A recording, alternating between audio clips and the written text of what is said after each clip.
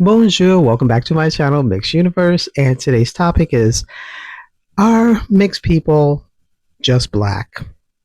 Can we claim our whole entire selves? And just the other day on TikTok, there was a huge discussion about that.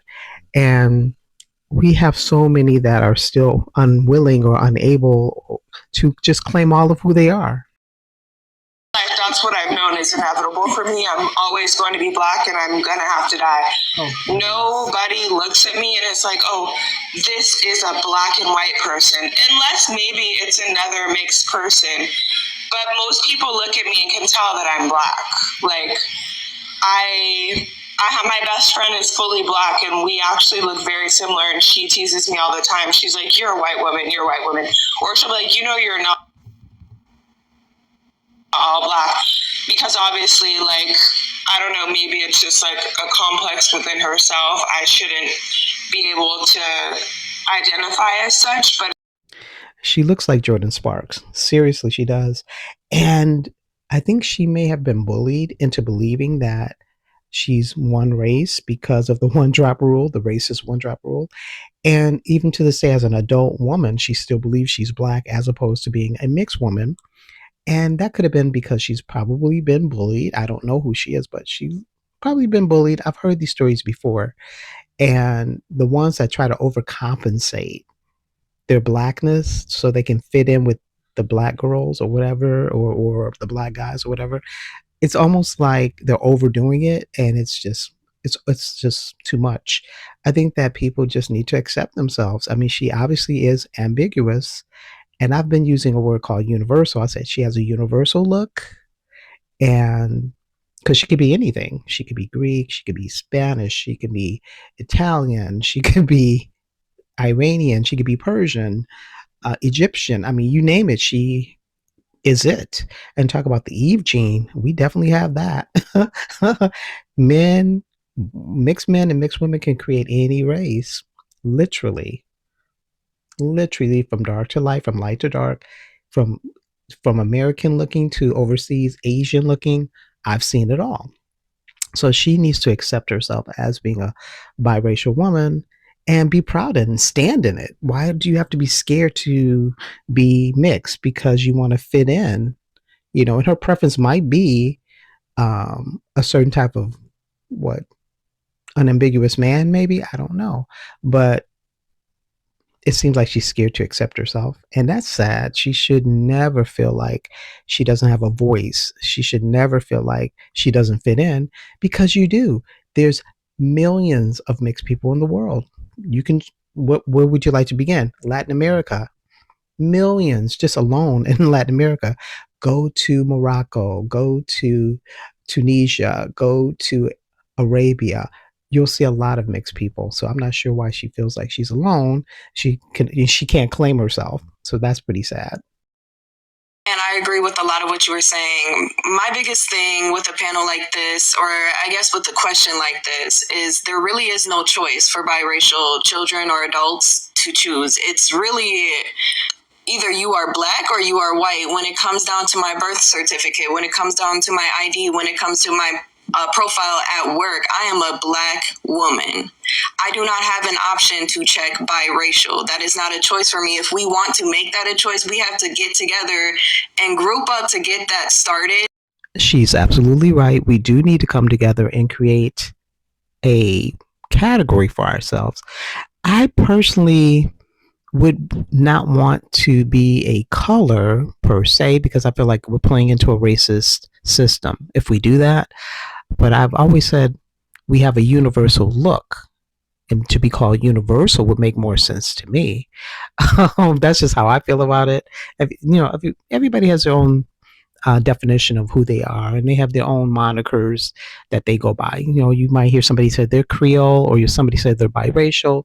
Somebody may say they're Melungian. I've heard that term a lot. So I've mulatto. So I've heard a lot of different names, but that's fine. You can be anything that you identify with. I'm okay with that. I just know that we need to have something that represents us on forms such as legal documents, because if we're forced to choose one or the other, we're being put back into a conundrum. Now we don't know who we are, I guess, or we can only claim part of who we are. And that's what we're trying to dismantle. It's a system to keep people in a marginalized sector, to be relegated to something that is less than what you're capable of being. I don't want to live in that world, and I think that we can have choices, and you have to speak up and speak out. Sometimes you have to come together in order to get things done. And I know we've been talking about this for a while, doing petitions, because I know people were doing petitions a few years ago, and doing different things on, different videos about it, and getting more awareness out there.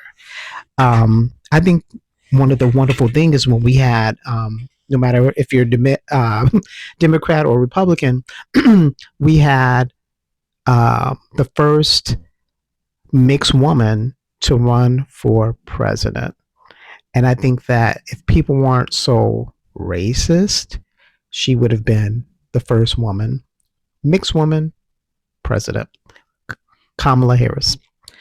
And no matter if you're a Democrat or Republican, it would have been a wonderful win for mixed people, because she really came out and said, "This is my mom, this is my dad," just like Obama did. But obviously, she has to pick one or the other. In the racist America, she has to pick one or the other, because if she says she's something other than black, then it's, oh my gosh, you're not. You'll get all that uproar. So we're still very far behind when it comes to allowing people just to identify as they are racially. It is a subject of contention. People get upset when you mention it, and it's okay. You can be upset. As long as I know who I am, that's all that matters at the end of the day. And I have some choices to be able to fill out a form and say who I am, as opposed to you telling me I have to pick one. That's the problem. The next young lady, she's MGM mixed, but she doesn't accept it, nor does she claim it. Yes, I'm still here. Yeah, how you doing? I'm good. How are you? Are you biracial or white? No, I'm black. Both of my parents are black. My thing is, yes, fully. So what I want people to understand, when I start to speak, is that some of y'all, like, biology is a thing. As someone who grew up light skinned with freckles, both my parents are black, my grandparents are black, my great grandparents are black. In America, most black people are not 100% black because of slavery. So she's basically not accepting the fact that she is mixed, even though she contradicts herself and says most black people are mixed because of slavery. Okay. That's a whole nother subject. But yes, but then she goes on to say that she's not mixed, that she's fully black because her father's dark skin, her mother's dark skin. So that makes her dark skin in her mind, which is absolutely untrue. It's intellectually dishonest to say things like that. It's almost like people are taking whatever education they have and throwing it out and replacing it with lies. That's all it is, just a lie. She's lying to herself. And when she goes out in the world, people don't see her as a monoracially black person. They see her as an ambiguous woman that could be any race. And they're probably wondering, I wonder if she's Latina. I wonder if she's Moroccan. I wonder if she's Greek. I wonder if she's Italian. She looks mixed. I wonder what she's mixed with. That's what people are going to say. I don't care who they are. That's what they're thinking. Even if they don't say it, that's what they're thinking.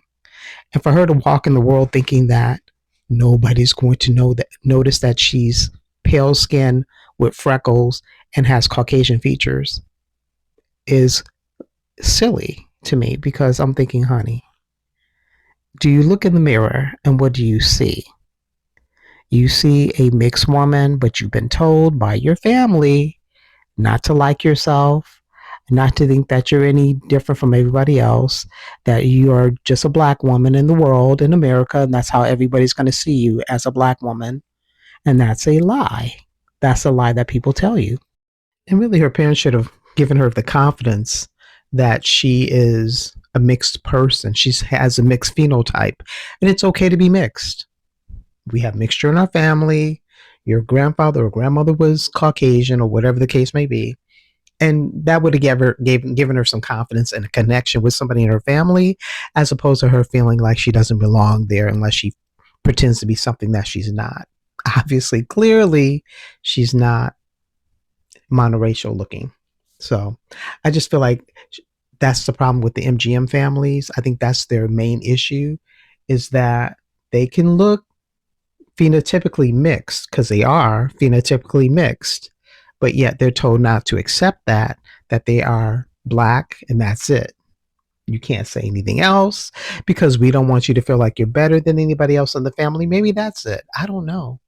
Or that's their perception. They believe like mixed people think that they're better when they don't. They just accept themselves and they're confident in who they are.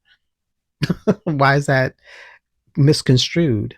But that's what people like to do. And sometimes people are jealous because they wish they were the ones that had certain features, you know. Um, and that's a whole nother video. I've seen a lot of videos out there about that, but that tends to be the issue. And what I've noticed is that a lot of people that are born in a monoracial family that have a mixed phenotype, they get bullied a lot. So I understand where that's coming from when they don't accept themselves. It's because they've been bullied since day one not to like themselves, not to accept themselves, to always want to be one of them and not just themselves. So that's a bullying tactic. Microaggressions, things of that nature happen in the family when you're the only one that is the oddball out, as they say. You're the different one. You don't look like anybody else in your immediate family. Then you become ostracized in some way, shape, or form, or you're going to be teased incessantly because you're different. You're going to be made to feel like you're less than. So I think I see a lot of that with the MGM people, not so much with the biracial people, because biracial people tend to know who they are and they have a black parent and a white parent. They tend to know who they are. But I think most of the bullying happens in the monoracial families where everybody's dark skinned and you're the only one that's light skinned. So that could be a huge issue. And I feel like if people don't educate themselves and give their kids confidence, then they're going to grow up just like her. I'm black. I mean, she's like literally, like if you guys were a part of that panel, it was on TikTok. She literally was kind of going off. And I'm like, why is that a trigger? Because if you say the word black, it's got to come with all this negative energy. And again, that's why I say I don't like to call people colors anymore. I'm like getting slowly but surely, I'm getting out of calling people colors because it's like a game that they're playing. You know, it's just like they're trying to erase a whole nother group of people, a whole nother race of people that are multiracial. You know, it's like they're trying to erase those people and say you have to just pick one or the other. I don't want to play that game anymore. In 2025, I'm going to stop playing the game. I'm not going to call people colors anymore. I'm going to just use their ethnicity, nationality, where they come from. That's what I'm going to say. And if I want to give context to a skin tone, I can use light, medium, and dark, or pale, or whatever. But I'm not going to use the racist terminology. I'm getting out of that. So what do you guys think? Do you feel that people that are in a monoracial family has to pick one or the other, or they have to pick the black side because everybody in the family is black, so they have to say black, obviously, right? But they can never ever even begin to say that they're mixed because they'll be vilified. Do you think that that'll happen a lot, or do you think that's happening a lot in MGM families? Because even I was talking about Vanessa Williams the other day, and I was like, you know what? People keep saying that she's 100% black when she's not. Like they're still saying that she's 100% black. No, her father's black and her mother's black. No, no, no. But they're mixed. Her mom is mixed or was mixed because they both passed away. Her father's was mixed, and her mother was mixed. It's pretty obvious. I don't know why people think they're black. I don't even, if they're going back to the one drop rule again. And we have to get out of that kind of thinking, people have to kind of educate themselves and move forward, because if you keep saying this person is black who's obviously is a mixed person, then you're doing the work of the racist. You're gatekeeping racism. I don't why. What is that?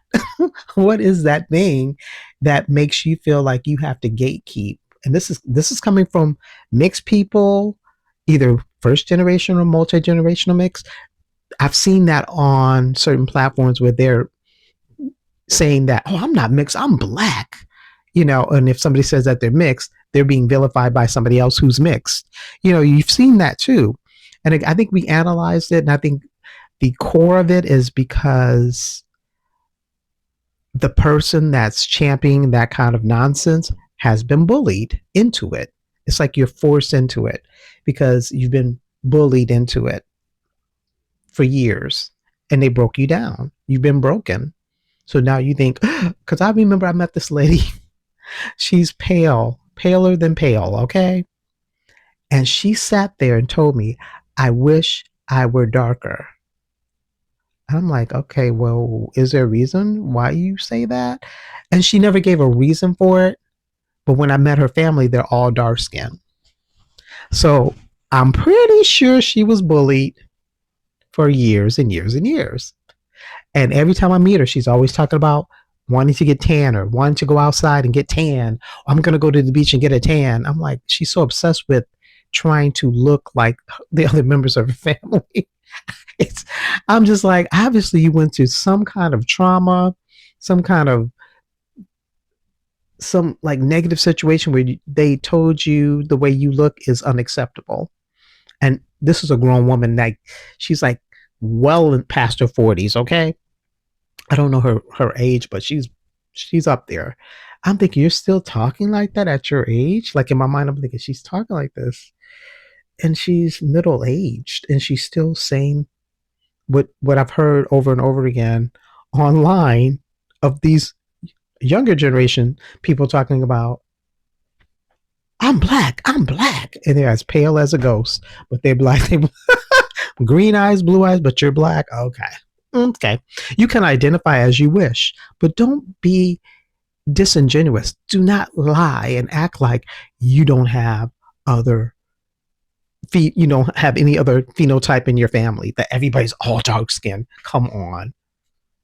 So I just feel like that's an issue.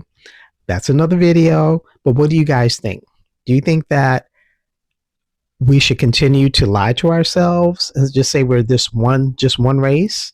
Or do we keep pushing forward and elevating and evolving so we can have our own category? I mean, you can call yourself Creole, you can call yourself mulatto, you can call yourself biracial, multiracial, whatever the case may be. I just feel like it should be something that would be on forms like birth certificates and certain type of IDs and things like that. I think it has to happen at the governmental level. We've talked about this before, but it should be on the governmental level. But what do you guys think? Sound off below. Love to hear from you. And don't forget to like, share, and subscribe. Ciao.